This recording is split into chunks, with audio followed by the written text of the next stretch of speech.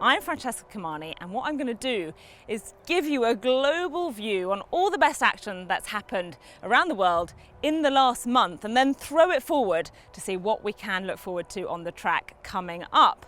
And we're going to look at all the best content, the best action, the best racing, and see how it has affected the rankings that month. Now, every month we will be revealing the current top 5 as per the Longines World's Best Racehorse rankings. And if you think since 2013, when these awards started, we've had champions winning the overall titles such as Trev, Black Caviar, American Pharaoh, and last year Gaiath. Things change loads throughout the course of the year, so we want to help you follow along the narrative as the horses vie for top spot in 2021. So the biggest news this month is that we have a brand new Longines World's Best Racehorse, which we'll reveal later on in the show.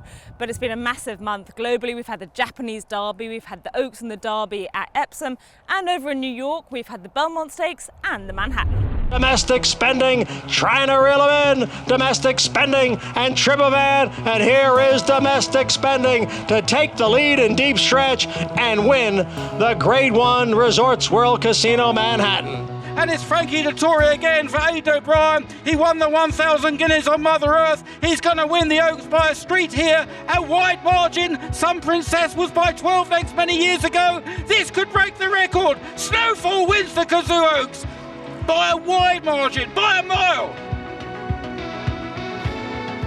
It is Essential Quality with the lead here over Hot Rod Charlie. Now a 16th to the finish, and it is Essential Quality, and he's showing his quality today. The champion 2-year-old has won the Test of the Champion.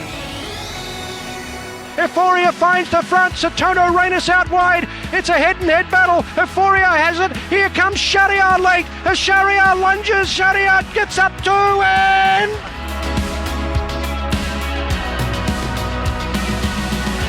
And it's going to be a shock result. Adayar and Adam Kirby. Adam Kirby for a first classic success. And Adayar is pouring on and striding clear to win the Kazoo Derby. Adayar wins by about 5 lengths.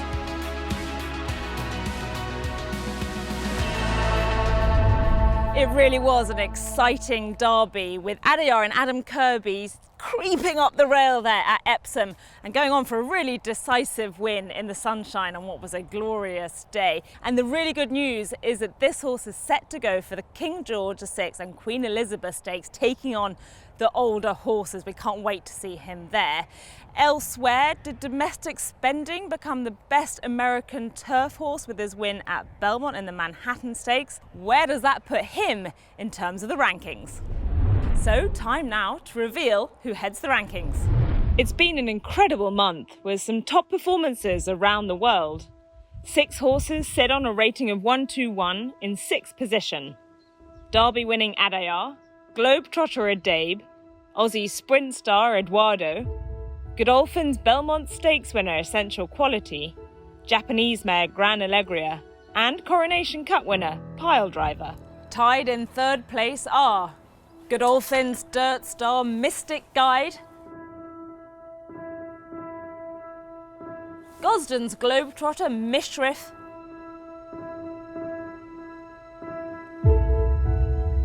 and Chad Brown's Manhattan winner Domestic Spending. In its 2nd spot, Aussie Sprint sensation Nature Strip. He's still there from his win in the Group 1 TJ Smith Stakes. And it's Palace Pier in number 1 spot after a scintillating win in the Lockinge Stakes. Now, there were 2 jockeys at the top of the Longines World's Best Jockey standings this month. We had James McDonald in Australia and Vincent Ho in Hong Kong.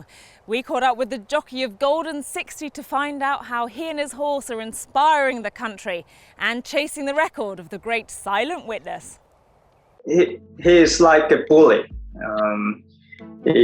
When something comes close or when something is in front, he'll try to come close to them and beat them, and then he know he had them in control, and he just sort of relax a bit. He always does that. Hong Kong is an extremely competitive place.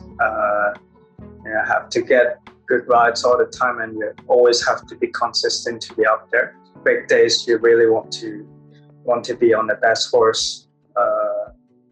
But you know, we all have mutual respect, especially to Curtis Teaton, and you know, such a lovely guy. But you know, on the track, we're competitive, but we're so clear that off the track, we're friends and we respect each other as a professional during races. And this is really important, I think. We're still looking to go overseas next year, hopefully. If COVID situation allows, we'll plan and, you know, pick a couple of races and to go to. We'll think of Japan and might be at Ascot. I still try to go overseas, or you know, every summer to learn something new and challenge myself every day. But yeah, of course, I'll screenshot this moment 100% because you know, Royal Ascot and the Breeders' Cup, plenty more races around the world, and I think